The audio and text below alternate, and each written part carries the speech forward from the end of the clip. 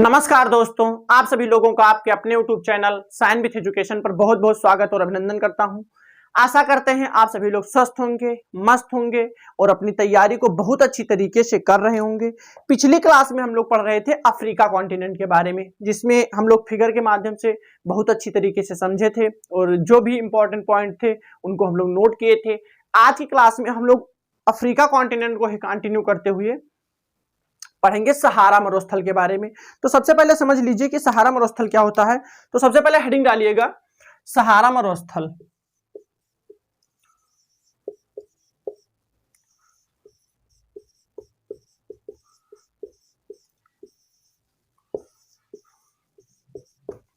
सहारा मरुस्थल जो है ये विश्व का सबसे बड़ा मरुस्थल है। विश्व में सबसे बड़ा मरुस्थल जो है वो सहारा मरुस्थल है। तो सबसे पहला पॉइंट लिखिएगा कि यह सबसे बड़ा मरुस्थल है। यह सबसे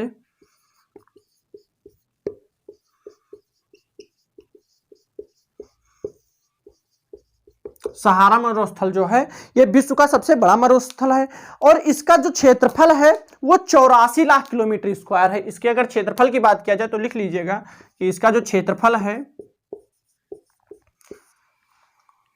जो है 84 लाख किलोमीटर स्क्वायर। जो सहारा मरुस्थल है ये पूरा 84 lakh kilometre square 84 lakh kilometre square में पूरा फैला हुआ है। अब यहां से समझिएगा कि जो सहारा मरुस्थल है यह एक गर्म मरुस्थल है। तो इसमें लिखेगा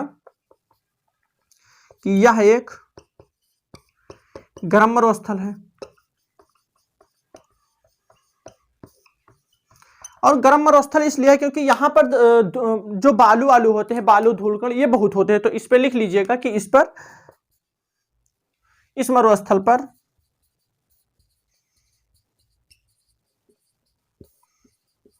बालू पाए जाते हैं।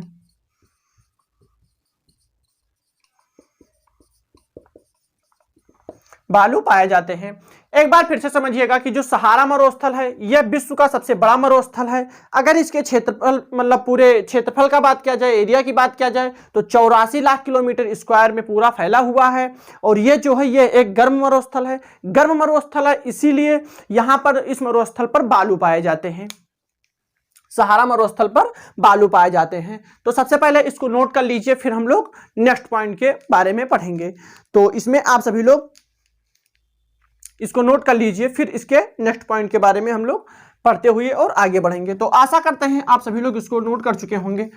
अब इसमें समझिएगा बहुत ही इंपॉर्टेंट पॉइंट, ध्यान से समझिएगा कि जो सहारा मरुस्थल है, सहारा मरुस्थल जो है ये मतलब मरुस्थल जो है ये अपतटीय पवनों के प्रभाव से बना हुआ है। सबसे पहले पॉइंट इसमें लिखेगा कि ये जो है सहारा मरुस्थल जो है ये अपतटीय पवनों के प्रभाव से बना हुआ है।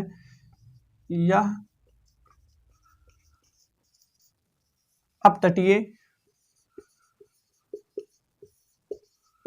पवनों के प्रभाव से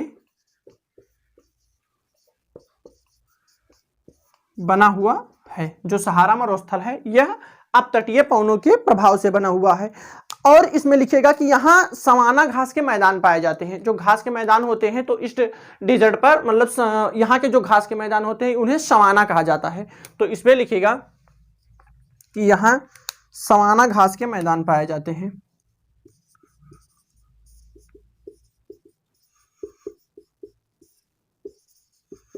सवाना घास के मैदान पाए जाते हैं। इसका क्या मतलब हुआ कि जो यहाँ के घास के मैदान होते हैं उन्हें सवाना कहा जाता है।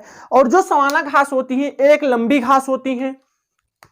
इसमें लिख लीजिए कि ये जो सवाना घास होती हैं या एक लंबी घास होती हैं।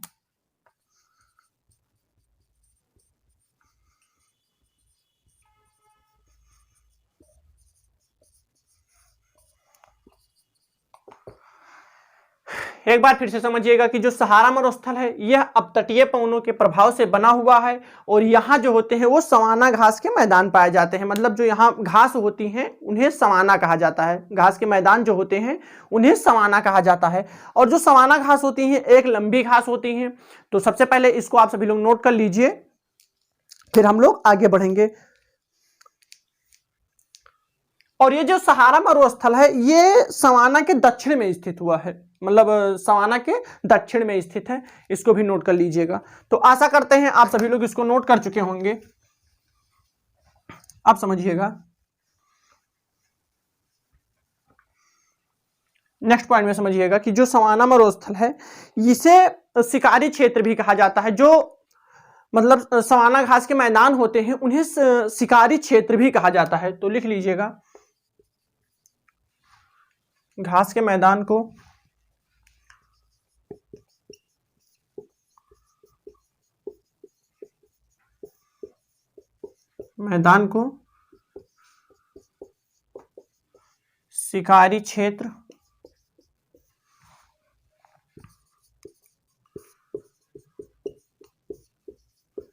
शिकारी क्षेत्र कहा जाता है। घास के जो मैदान होते हैं इन्हें शिकारी क्षेत्र कहा जाता है। तो आशा करते हैं आप सभी लोग सहारा मरुस्थल समझ गए होंगे, इसको आप नोट कर लीजिए। फिर हम लोग पढ़ेंगे नामीबा मरुस्थल के बारे में, जो अफ्रीका कॉन्टिनेंट में दूसरा मरुस्थल था नामीबा मरुस्थल, उसके बारे में हम लोग समझते हुए और आगे बढ़ेंगे।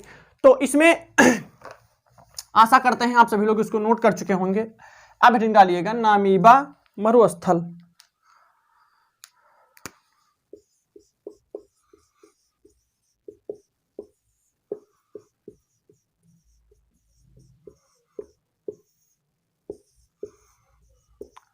नामीबा मरुस्थल की बात किया जाए तो इसमें सबसे पहले समझ लीजिए कि ये जो है ये सबसे ठंडा मरुस्थल है। जो नामीबा मरुस्थल है ये सबसे ठंडा मरुस्थल है। और ये सबसे ठंडा मरुस्थल इसलिए है क्योंकि ये ठंडी जलधारा के कारण बना हुआ है। जो नामीबा मरुस्थल है ये सबसे ठंडा मरुस्थल है और ये इसलिए है क्योंकि ये ठंडी जलधारा के कारण बना हुआ है। तो सबसे पहले पॉइंट लिखिएगा कि जो नामीबा मरुस्थल है ये ठंडी जलधारा के कारण बना हुआ है। यह ठंडी जलधारा के कारण बना हुआ है।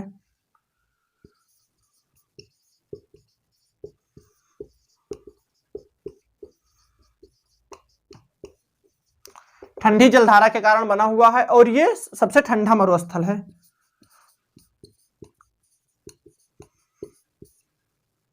यह सबसे ठंडा मरुस्थल है।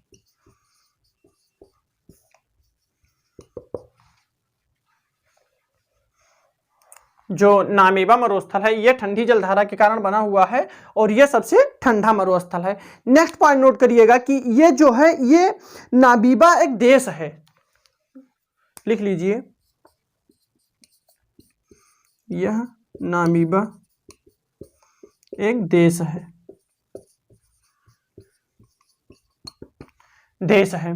तो एक बार फिर से समझ लीजिएगा कि जो नामीबा मरुस्थल है यह ठंडी जलधारा के कारण बना हुआ है और ठंडी जलधारा के कारण बना हुआ है इसीलिए ये सबसे ठंडा मरुस्थल है और सबसे ठंडा मरुस्थल है। और ये जो है ये नामीबा एक देश है। अब यहाँ पर एक पॉइंट और लिख लीजिएगा कि यहाँ पर जो जनजातियां होती हैं वो टोंड जनजातियां रहती हैं। तो इसमें लिख लीजिएगा लास्ट पॉइंट करके कि नामीबा मरुस्थल पर टोंड जनजातियां रहती हैं। इस पर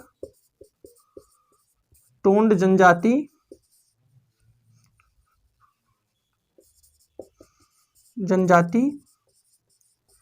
रहते हैं, क्योंकि कभी कभी जनजाति से भी क्वेश्चन पूछ लिया जाता है कि मान लीजिए पूछ लिया जाए आपसे क्वेश्चन कि नामीबा मरुस्थल पर कौन सी जनजातियां रहती हैं, तो आपका आंसर होगा कि जो टोंड जनजाति हैं वो नामीबा मरुस्थल पर रहती हैं। एक बार फिर से समझ लीजिए कि नामीबा मरुस्थल जो है यह ठंडी जलधारा के कारण बना हुआ है। ठंडी जलधारा के कारण बना हुआ है इसीलिए यह ठंडा मरुस्थल है और ये जो है नामीबा एक देश है। इस पर जो जनजातियां रहती हैं वो टोंड जनजातियां रहती हैं। नामीबा मरुस्थल पर जो जनजातियां रहती हैं वो टोंड जनजातियां रहती हैं। तो आशा करते हैं आप सभी लोग सहारा मरुस्थल और नामीबा मरुस्थल जो है ये समझ गए होंगे। इसमें जो भी इंपॉर्टेंट पॉइंट थे हमने आपको नोट कराया और एग्जाम में अगर क्वेश्चन बनता है तो इससे बाहर कुछ नहीं होगा।